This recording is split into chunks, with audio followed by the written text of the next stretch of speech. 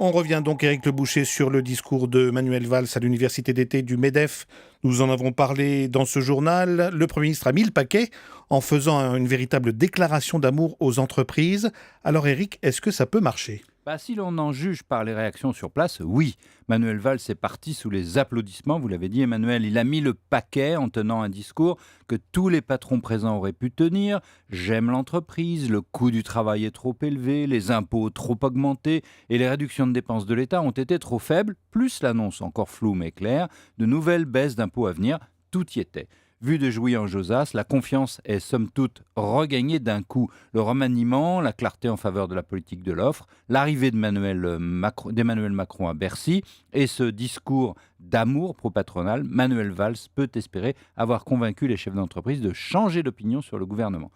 Pour autant, une fois revenus chez eux, dans leur bureau, les entrepreneurs et les patrons vont-ils saisir la main tendue du Premier ministre, investir, embaucher ? Non, non, pas encore, Emmanuel. Et pourquoi ? Pourquoi c'est trop tôt ? Pierre Gattaz l'a expliqué, la confiance est longue à venir, et je dirais même plus encore à revenir. Le MEDEF donnera mi-septembre une longue liste d'actions, de blocages qu'il faut encore lever, code du travail, rigidités diverses, nouveaux types de dialogue social au niveau de l'entreprise, etc.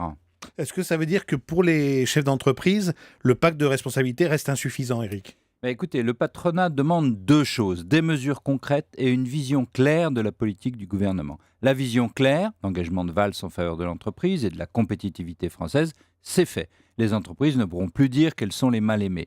Mais la fiscalité, les normes de toutes sortes pénalisent encore les entreprises françaises par rapport à leurs concurrentes. Les mesures prises n'ont pas encore permis de combler l'écart avec l'Allemagne ou l'Angleterre. Valls va devoir rajouter des allègements fiscaux ou sociaux, mais il n'a guère de marge de manœuvre budgétaire. Alors dit comme ça, on peut croire que le gouvernement aura finalement du mal à obtenir des résultats, mais pas forcément.